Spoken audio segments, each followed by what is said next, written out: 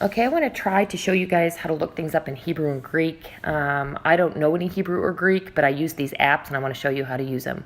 So as I'm reading along last week, it says, one evening he was walking and meditating in the fields. He looked up and saw the camels coming. And this word meditating catches my eye. I wonder, what does this word meditating mean? So I'm going to close out of my Bible app and see on the right of my screen, it says Pocket Sword, and it has the little yellow cross in that app. I'm going to open that one up and see how next to almost every word there's these little gray numbers. We want those. Those are called Strong's Concordance numbers, and they are helpful. So up in the upper right-hand corner where it says KJV, click on that. And you want to make sure that you are on the King James version of this in this app, because that's the only way you'll get the Strong's numbers. So down at the bottom of that, the bottom right or the bottom left corner, you see my S that is gray. That stands for Strong's Concordance numbers. So I just turned my Strong's numbers off, and if I go back to the verse, there are no little gray numbers.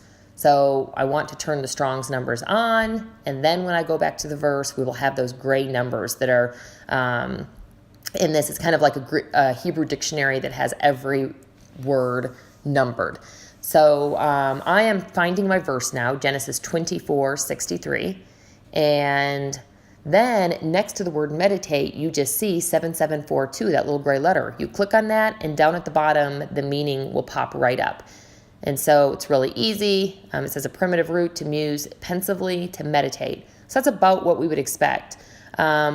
In blue, under that, it says find all occurrences. If I click on that, I can see there's only one result. So I can see that that word was only used one time in the Bible, and this is the time. So that doesn't really add a lot of meaning. It's interesting. That's the only time it was used. And so this is the way to look up a lot of words really quickly, because they just pop up. Next to that, you see the blue letter Bible in the middle of my screen. We're going to click on that. And this is another way to look up words that just has a little more definition, a little more to it. So we're going to look up that same verse, Genesis 24, 6, scroll down to 63.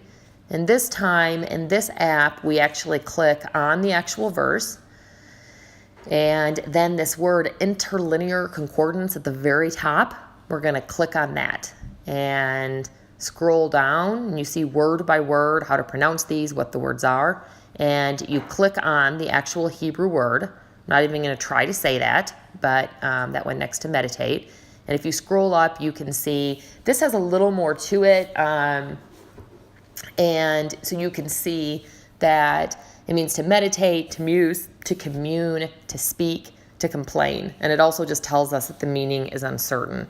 And so this Chaldee lexicon right here in the middle, you have to kind of turn your screen sideways to see all of that. It's like a picture. And sometimes that gives you some more meaning. And also down at the bottom, it also shows you all the other places this word is used in the Bible. So this one just has quite a bit more to it. It takes a little longer to look up each and every word versus just clicking on those gray letters on the Pocket Sword, but it gives you a lot more to it. Sometimes there's a lot more to it here.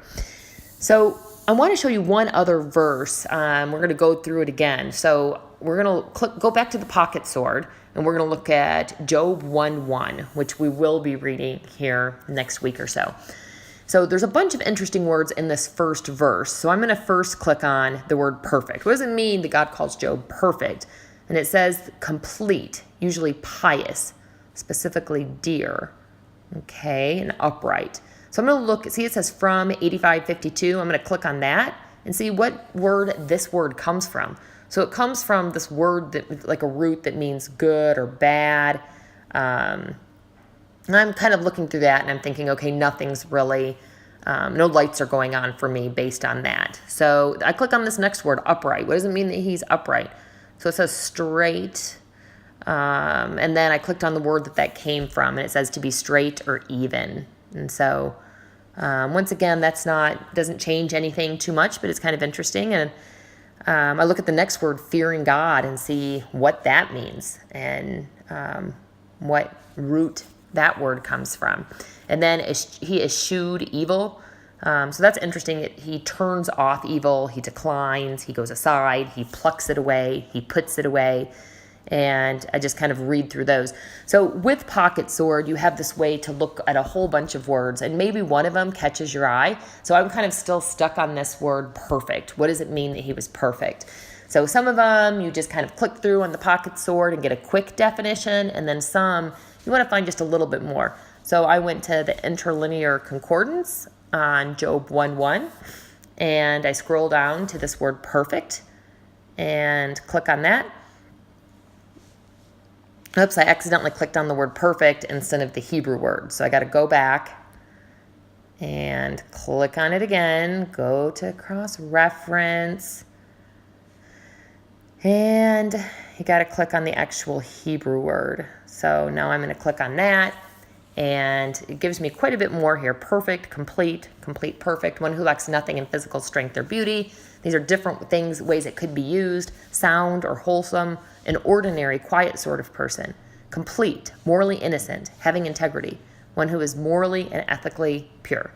You can see it was used 9 times to mean perfect and twice to use undefiled, once to use plain. And this time I'm going to kind of look at this, and it says whole, upright, always in a moral sense. Jacob is an upright man dwelling in tents, where it appears to indicate the milder and placid disposition of Jacob as opposed to the more ferocious character of Esau. So, all right, I'm going to go down and see where else it was used. It was used of Jacob's, and that word says plain, and it's the same Hebrew word, but it's translated as plain when it's talking about Jacob. And we can see God calls Job perfect. Let's see where else it's used. In Psalms, it's talking about the perfect person. In Song of Solomon, he calls his bride perfect in her physical characteristics. So when I look at all of that, it's not like I draw some conclusion that I'm like, wow, now I know.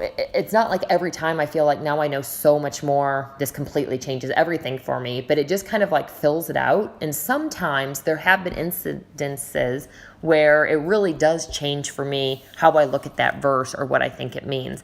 But a lot of times it just kind of fills out a bigger sense of what that word means. So I hope this is helpful. Hope you have fun with this toy.